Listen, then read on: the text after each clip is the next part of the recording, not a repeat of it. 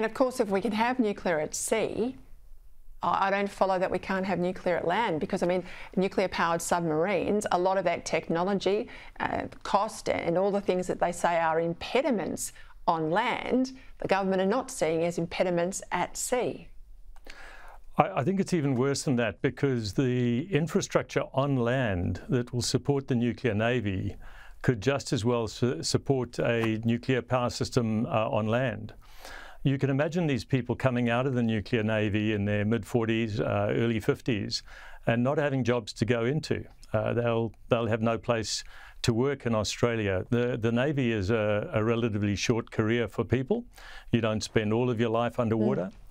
And so I think that, you know, the government is really not thinking about what it is to have 14 or 15,000 people dedicated to underwater nuclear, who cannot be also used to minimise the cost of electricity to consumers, you know, to the people in the street who pay the bills.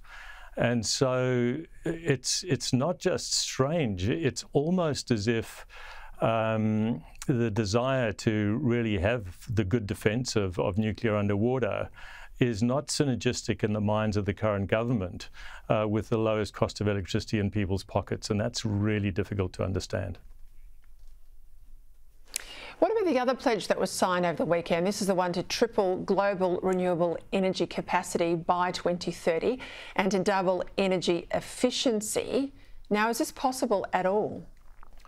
Well, the build-out of renewables does the opposite. It reduces the efficiency because you have to build long, thin grids and you have to establish infrastructures that are only available, in the case of wind, 40% of the time. And now a lot of people don't resonate with 40%. Call that 2 days out of 5 you've got wind, and 3 days out of 5 you don't have wind. That means that you have to back it up with something. People talk about batteries. I used to be a battery expert before I worked in nuclear.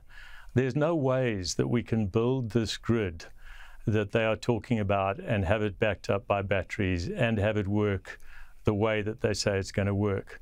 In fact, all of the published scientific research and the engineering studies show that when you get above about 40% of intermittent renewables, you're in trouble. And we can see this already in South Australia, where the market price goes negative when the sun is shining and the wind is blowing. And in the middle of the night when the wind isn't blowing, you have incredibly high prices. So it's not a market, it's kind of a dream, which is turning into an experiment with our entire society. And I think that it cannot work from an engineering perspective. So quite apart from being a nuclear person, as an energy person, high penetration of intermittent renewables is against the fundamental engineering principles that would give us the lowest cost of electricity.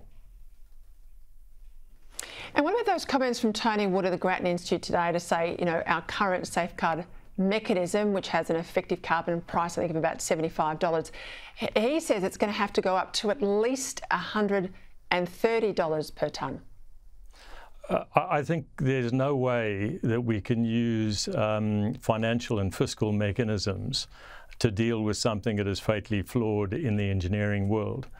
And this is where I think the Grattan Institute is starting to understand more profoundly that when the engineering is broken on day one, the other mechanisms, which are to do with the financial structure of the markets, have to be adjusted in all sorts of arbitrary ways and expensive ways.